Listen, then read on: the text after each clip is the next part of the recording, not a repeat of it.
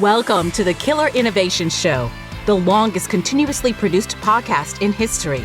Each week, Phil McKinney brings you the insights and strategies to amplify your creativity and innovation skills. Here's your host, Phil McKinney. Welcome to this week's Killer Innovation Show. We are wrapping up the series of interviews that we did on the mobile studio, on the bus, related to the Tech Expo show in Philadelphia. Today is the last and final interview, which timing works out because now we are going to be at CES here soon and doing a whole new set of interviews at the Consumer Electronics Show in Las Vegas. But today's episode is the final one from Tech Expo. Our guest today is Sandra Howe. I've known Sandra for many, many years. She and I both served on the board of directors for one organization, and Sandra has a long history of the industry. She used to be at Cisco, she was at Aris, Technetix. She's on the board for a number of smaller startup companies. Most recently, she is the board chair for WICT, WICT. If you're not familiar with it, it's Women in Cable Telecommunications.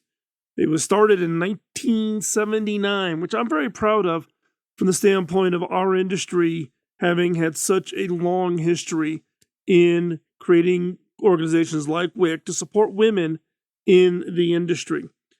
Sandra is finishing up her third and final term as the board chair for WICT.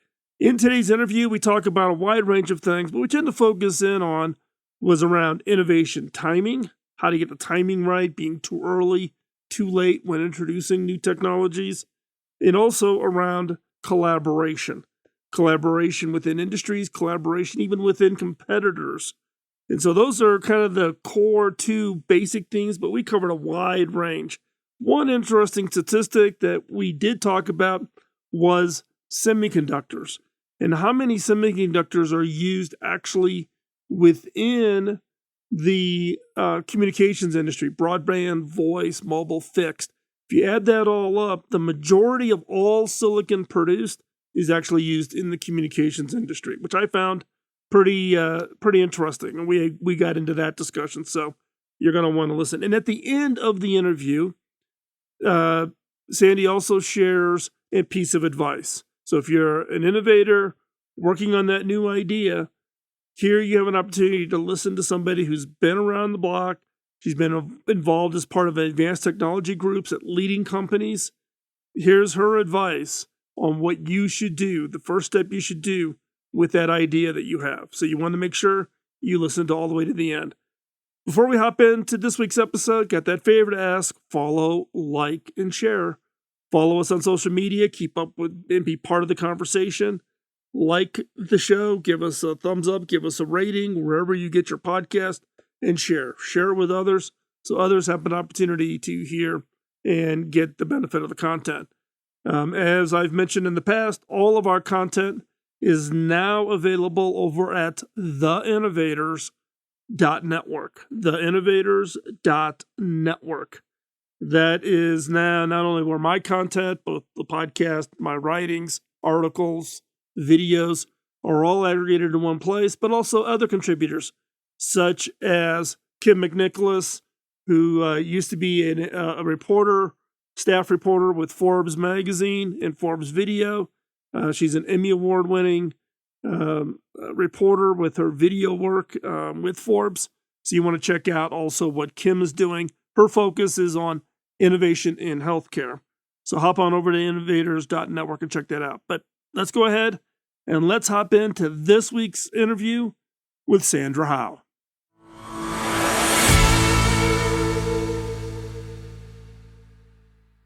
So Sandy, you've been here at the show now the whole week. I've seen you around, running. You know, everybody's been going crazy trying to go booth to booth. So what's your take of the show?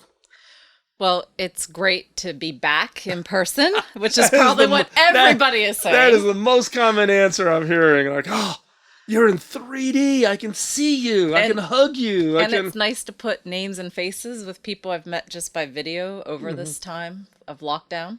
Have you had the experience of thinking you know what someone's going to look like, and then when you see them live, they're like, I didn't realize you were so tall. Exactly. You know? That does happen. Yeah. So, good show. Seeing a lot of great stuff. It's a great show. The technology, we really, as an industry, need a hub. And very thankful to the work that Cable Labs and the SCTE are doing to create a place where we can talk about thought leadership, new technologies, share ideas, work on standards.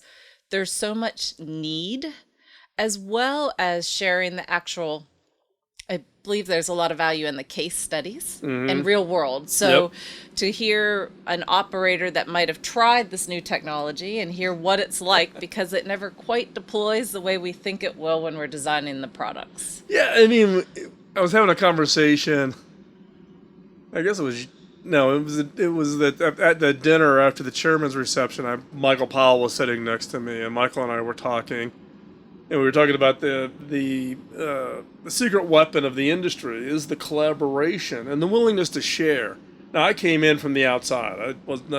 Didn't grow my career into the cable industry. I came in as a late bloomer, albeit I've been here 10 years, but in cable years, that's still young. But it is the secret weapon. And in events like this where people come together, it doesn't matter what operator you are or what vendor you are, the willingness of the industry to be as transparent. I try to explain it to people, and they don't believe me. Well, I also believe, again, Cable Labs has helped with that with some of the standards bodies and places that, you're right, in different standard bodies I've worked with, you don't have kind of this collegiate feel that we have. And in our industry, too, when you think about all the things we've innovated and put on this hybrid fiber coax network over the years, and I remember first talking about high-speed data, and we were like, can we really clean up the upstream plant to make it even work? And again, it's through collective work together, sharing best practices, sharing what was learned, what didn't work, what we found. That's what has made all this innovation happen, from high-speed data to voice, and now some of the things we're doing in wireless are very exciting. Yeah, it's what I found interesting is just the sheer number of new products that came out. Obviously, because the engineers were working hard all through COVID. It wasn't like anybody was sitting around not doing anything. So I think it was a little bit of a backlog collective to get that out, which is all interesting. Plus, the number of new companies that are new to the industry that are here. That has been exciting for me, and companies that might have been in the industry or really large in other parts of the world, very active, that now they have a presence. There are some big booths that I'm like, wow, they're really making a presence here in North America, and they're going to be successful coming in and working hand in hand on these industry standards and issues. Yeah, it was interesting. I've been talking with a bunch of those companies, and a couple of them have been on the show, coming from Europe to the U.S. And then, part of the conversation was about the is it different? Is it the same? Hard? Easy? The common thread, though, is the openness of the industry to at least take a look at, try things. Yes. This is an industry that's willing to experiment. And if it doesn't work out, okay, move on, try the next thing.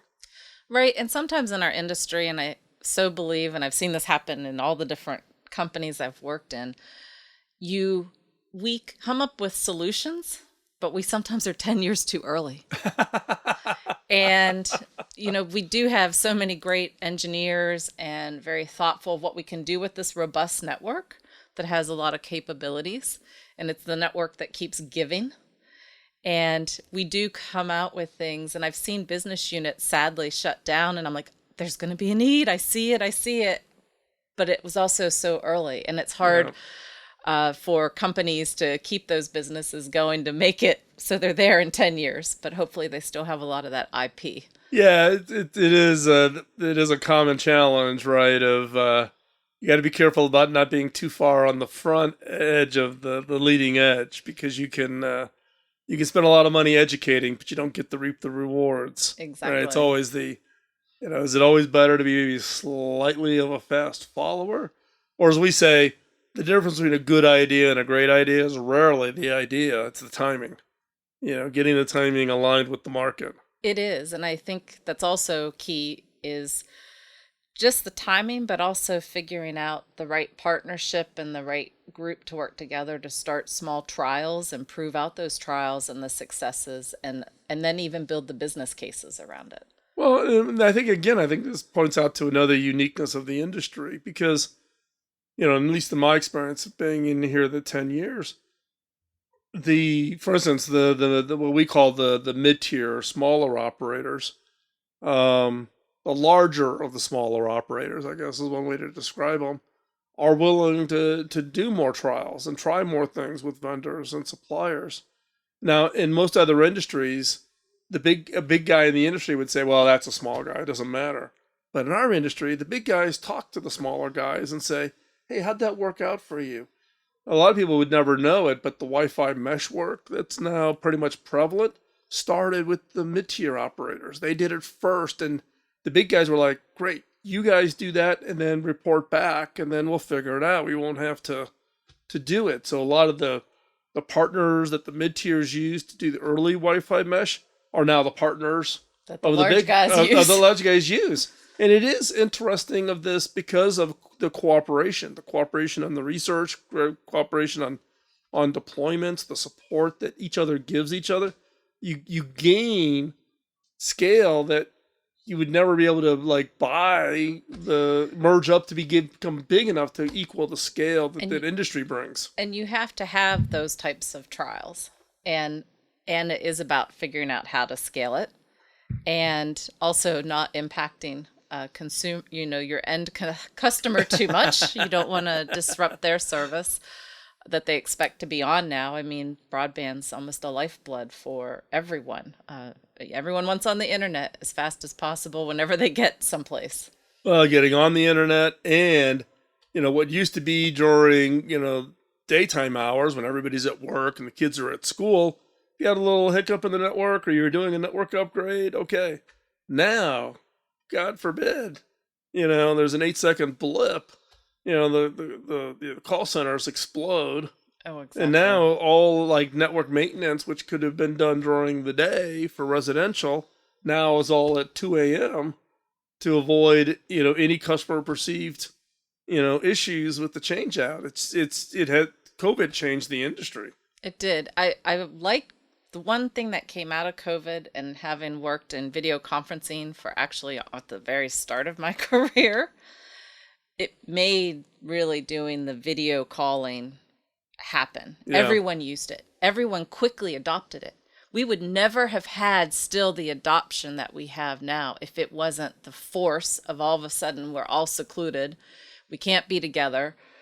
And the only way I can see you and we could have our, NCTA board meeting is to have, by video. Yep. And make sure that we're compliant with our bylaws. And video, it's interesting now because I think we all have some video fatigue. But nevertheless, it is such a good way, to have some first early intros if you can't physically get there. Yeah, well, it's interesting. I would get all these phone calls early in COVID about, hey, we're playing around with, we're thinking about using this thing called Zoom. Well, Zoom's a sponsor of the show. Zoom has sponsored the show for 8 years. I was an alpha user. Eric, who's the founder at Zoom, is a friend. But you're right. I mean, when I was at HP, we created Halo, which became then went to Polycom, sold it, and then recently HP bought Polycom back to get that. And then Cisco Telepresence came after. Well, I worked with WebEx and at Cisco, WebEx and Telepresence. Oh, so then when Eric was the VP of engineering for WebEx for many years. So I had the Halo group reporting to me, and then it got sold to Polycom. And you remember those back in those days, and to build a room. And people didn't even want to use it always, too. It was like, but yes, it was interesting. And paint the room the right color. Well, in our case, Halo was part of a collaborative co-innovation work with DreamWorks Studios. So DreamWorks Studios actually designed the Halo rooms. So if you ever walked into a Halo room, the outside walls actually slope in to give you the 3D optical effect.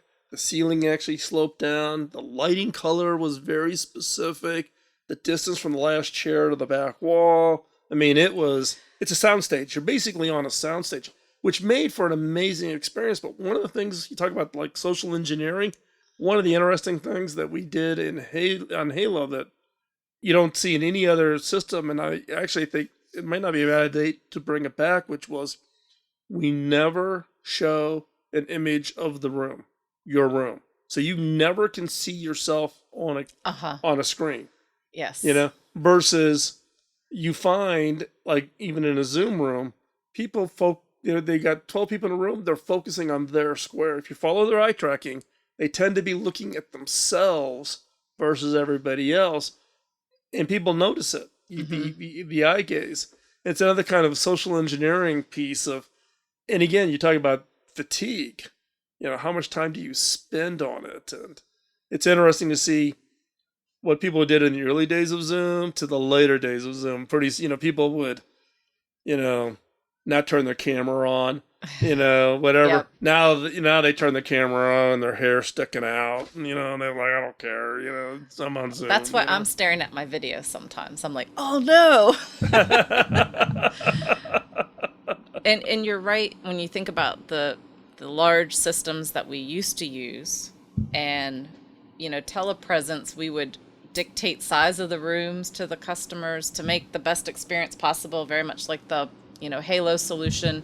The color of the paint, we did all this research on what color made people look the best in the room, so you had 3 colors to pick from. And I just remember going, oh my gosh, for facilities, this is a lot of work. And again, that's where technology, it constantly leapfrogs. It goes beyond, and we now have Zoom. And I was also shocked during COVID, my mother, that's 80 years old, was Zooming to church. But I was so shocked. She figured it all out, and she just went and did it. And that's, again, that huge adoption. And when you're bringing new products to market, it's about figuring out how to get high adoption quickly. And that's when you have real success. And that's also why they've been successful. Well, yeah, Zoom, I think Eric and his team did a phenomenal job of getting what I refer to as grandma simple. Mm-hmm. Is it grandma simple? If my wife can do it, then you've achieved the grandma simple, and you will get broad adoption. Right. Any kind of there is always this technology intimidation factor for the average consumer. At HP, we would refer to it when coming up with a new product is, will it play in Iowa? Yes. It doesn't matter whether it plays in Silicon Valley or plays in Austin or Boston or New York. Will it play in Iowa? Because if it plays in Iowa, then you got a great product. If you need some special expertise, not a good fit. Well, I led for a while the global products for retail at Aris, and so that was all the modems and the routers and then some of the mesh products, and it has to be easy. Yep. And so that's the key piece. Is it, like you said, is it going to work in Iowa? It has to be so easy that insightful, you aren't questioning. And then, from years of working with the operators on these install kits, and I remember working on the first DVRs, and we thought customers are never going to be able to install a DVR back in the day. And we figured it out. Again, from that kind of collegial experience, I rode in a lot of trucks to learn how to make that easier from the, product side, but you have to have it easy. Well, I think the example you're giving is another one that I think as a result of COVID, if you looked at the rate of self-installs that just shot through the roof, and back to the collegial, some of the players who were pretty far down the line, like Shaw and others that had done a lot of prep work, they basically went to the other operators and said, here's the step-by-step, here's how we do it, here's what we tell our drivers, here's how our facility centers operate, this is the actual materials we stuff in the box when we ship it, and they give it away to everybody. to help, because it was all, as Michael Powell says, it was all hands on deck for COVID. And this was, what do you call it? Our Winston Churchill moment. It's our, finest hour. Better, we gotta do what's right. And, but you look at like the self installs, people who never thought they would be able to like hook up, they look at a modem. The word modem freaks them out, Well, again, it's kind of that mass adoption of Zoom. One, I also know from a business side, as much as the operators wanted to have self-install, not all of them were comfortable with certain services being self-installed. So it was a blend of that. All of a sudden now, people need more broadband in their home, or they're signing up for broadband because using their cell phone's not going to cut it when, mom and dad are home working and the kids are going to school at the same time. And they don't want you to come into the house to add the broadband because you might be contagious. So it was just, as you said, a perfect storm to force. Now I think the majority of the operators all want to be self-install as much as possible. Everything's being looked at that way. And then people are so more willing now to try it. Right. And that is what happened with Zoom. And again, it goes back to, it has to be easy. It has to, as you said, Shaw helped with the right code. I know I've seen different kits with like color coding and, 1, 2, here's 3, what you right, go you connect in what order. And it has to be that way. It has to be simple. Well, it's like at HP, if you ever open up an HP printer, it's always this simplified graphic for the setup. And it may be like a fold out, and it's 1, 2, 3, and it's drawings. You don't have to read. You can, I take that phone, plug that in there. I plug that into the wall. Now I plug it into the, exactly. And then, but, from your perspective, I mean, one of the challenges that I see with a lot of innovation, though, is the engineers get all excited about solving really complex problems.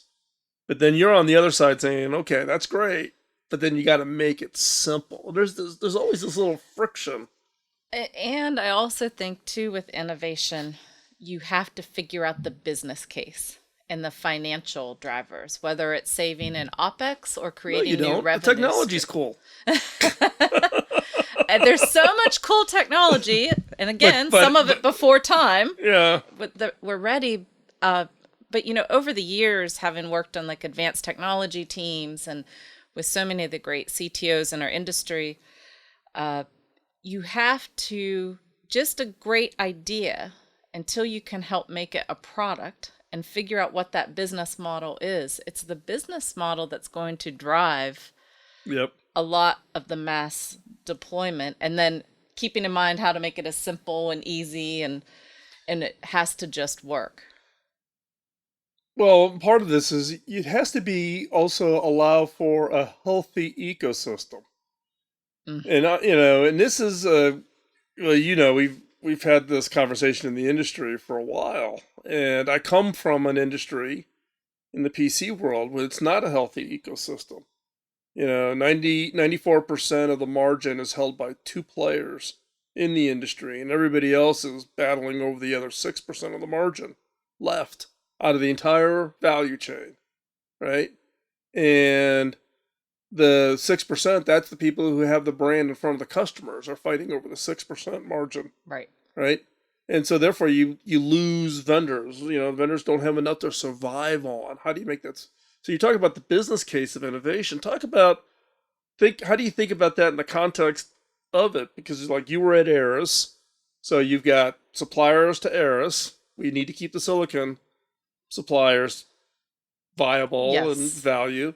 Aris, now CommScope in their play, and then you got the MSOs, but the MSOs eventually have to build a network that they can then provide, sell, take revenue in with enough margin to then pay CommScope Aris, that then CommScope pays the component. I mean, it's a complex ecosystem problem. Well, and I've spent a lot of time through COVID on supply chain. I've worked on the Chipset Act. I'm very passionate about having dual sourcing as much as possible, especially in silicon. That's, so much of, and in, our space, depending on the device, it can be the majority of your bill of material to build that device. So silicon is a big swing in your cost.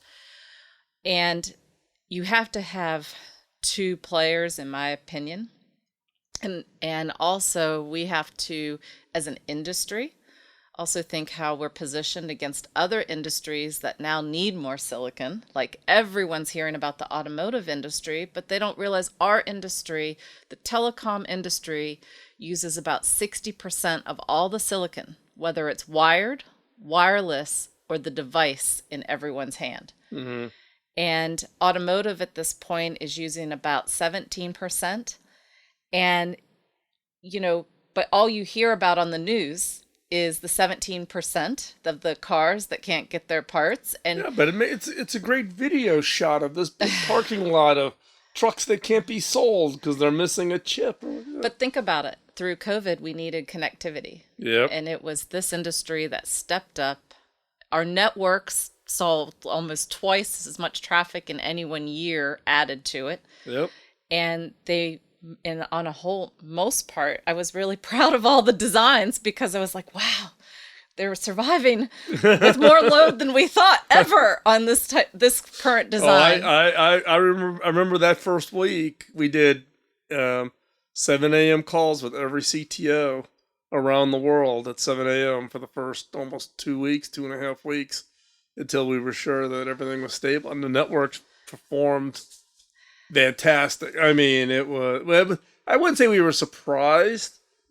We knew we had overhead, but not that much overhead. Well, basically, as you know, broadband networks are typically built with 2-year capacity plans. So you're building for 2 years. We ate 2 years of capacity in 10 days. So in 10 days, with everybody coming home, and then the students starting to try to figure it out. We had a little bit of a blip in the first couple of days, but by day 10, day 11, day 12, after the shutdown in the U.S., we'd eaten up, and then it pretty much stayed. Or as we say, peak time in the broadband network is Sunday night. Right. Right. That's the big night. That's when everyone's home. Everybody's home. Everybody's streaming Netflix or whatever. So the joke we started saying is every day is Sunday. Because that was where we were at. We just went and then just stayed. Well, the other thing in the United States, we should be very proud of. There are places in the world that did have some initial outages, and they couldn't handle the capacity. Again, the great thing about the way our network's designed is it's relatively, in some cases, it was easy to do some upgrades and get them back in line with where the network had to be. And we, in the United States, we kept our service going. Yep. And it was a lifeblood to all of us. If we were all home Zooming, it was our only way to the outside world for the longest. We were all, I'm sure, watching the news and whatever they had to say next about, how you were going to get COVID and how to keep away from it. It was a very interesting time with so much demand on the network and the resiliency of it, and very, very proud of our industry for what DOCSIS, how it held up and how we thought the overhead of the network was designed. Well, and again, I also emphasize the collaboration because then, we had the Friday call. So every Friday for a year, every Friday, 7 a.m., every CTO was on the call along with their heads of network engineering. And then people we'd be going through the report out before NCTA posted the numbers. So we were transparent. We posted every performance in the United States is by every state. And then countries started doing it. We were helping the Canadians. We helped the Europeans post their information. But what it is like you said, okay, we've got a congestion in Northern California. What's the issue?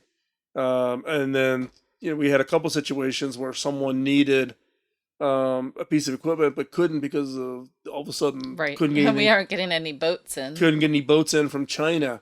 So completely other members would say, okay, I've got that in my warehouse. I'll get it. I'll have it shipped. You'll have it first thing. We'll do overnight directly to you. So they were helping each other. Like, okay, we got to go solve an LA problem. We've got to Seattle issue. We got a Chicago It was issue. amazing what got dusted off in some warehouses too. And It it wasn't wasn't it? necessarily the most cutting edge, but it worked. And again, it was great engineering minds that would think, oh, we could do this and, repurpose. And the nice thing about the network is the backward compatibility. So you could take a DOCSIS 3.0 and stick a device into the network if you needed to. Exactly. Well, there's a couple DOCSIS 2 things going on. I was going to say, I think there were some DOCSIS 2 being deployed. Right. Yeah. For some Or consumers. redeployed that were in a warehouse, right? Right. They were DOCSIS 2 modems that nobody ever thought they would ever use again. But you're selling to customers who never had broadband and all they needed was 100 megabits. You can get that on DOCSIS 2 and it's backward compatible. So zip them a DOCSIS 2 modem when you can't get anything else. We had some of those in our warehouses. And again, I think this gets back to a little bit of the planning and talk a little bit about. I mean, you've been in the industry for a long time, but you've also been everything from a advanced technology group and then running the leadership role. When you think about innovations like that, planning for that, for the what ifs, what could happen. How do you plan for those kinds of things when you're thinking about, products and serving customers and customers being the MSOs and then ultimately them serving the end users? Well, I go back to there's still so much to you've got to plan and test in the field. And every product I've ever worked on, how we thought it was going to work on paper and design, once you go deploy it, there's always adjustments. And that's where you really kind of learn what you have to do. So again, it's getting these you have to have these trials and testing period to kind of work out things, because as much as you think about all this backward compatibility and you're always thinking, well, this is going to work, it doesn't always work like you plan when you start to design a product. Exactly.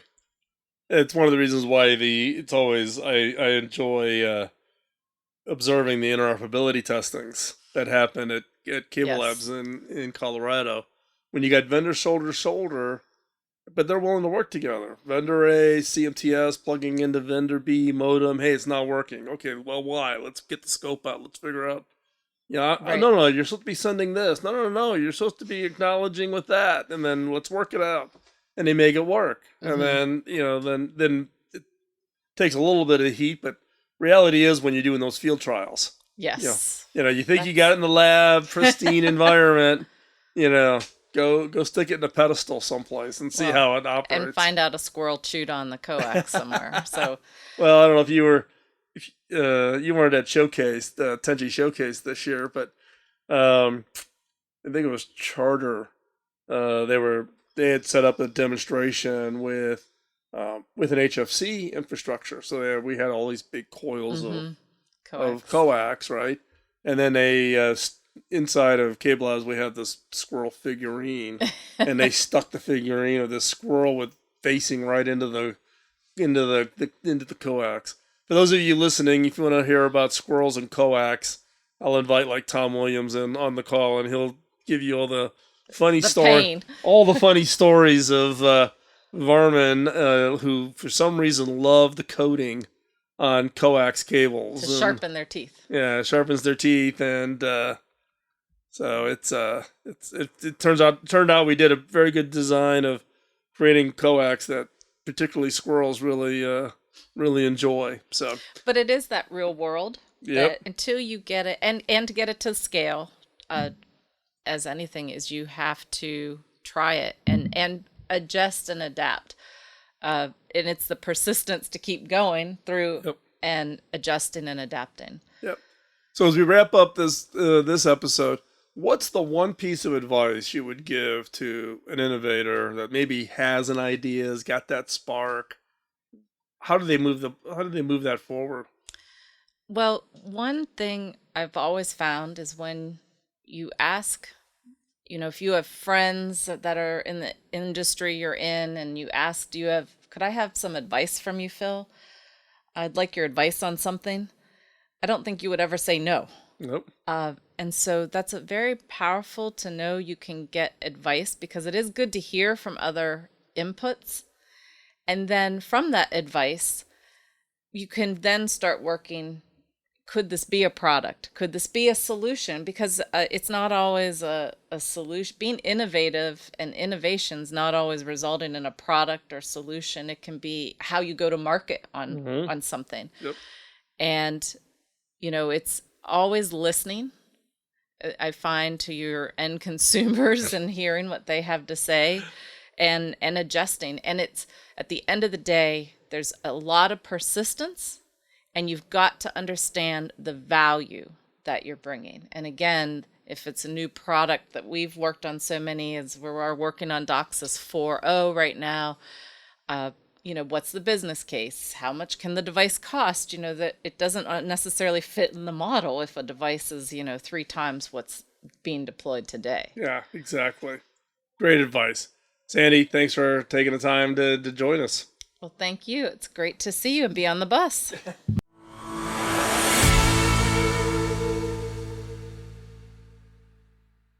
I don't know about you, but that statistic that Sandy shared, about 60% of all silicon goes to telecom. That includes both voice and data. 60. Only 17% of silicon goes to automotive, yet it gets all the press. And which begs the question around supply chain dependencies, the need for continued innovation in that space, and the role that the semiconductor industry plays in ensuring that we all stay connected and that we all are available and able to work, live, learn, and play wherever it is we choose to live and operate from. Hopefully you got a lot out of Sandy's comments. And again, this is the final interview from the Philadelphia Tech Expo show. The next show is October of 23 in Denver in October. You can check that out. You can just look for Tech Expo, Denver, October 2023. And I would encourage you, if you have anything to do in the broadband communications, mobile industry, you do not want to miss Tech Expo in 23 in Denver.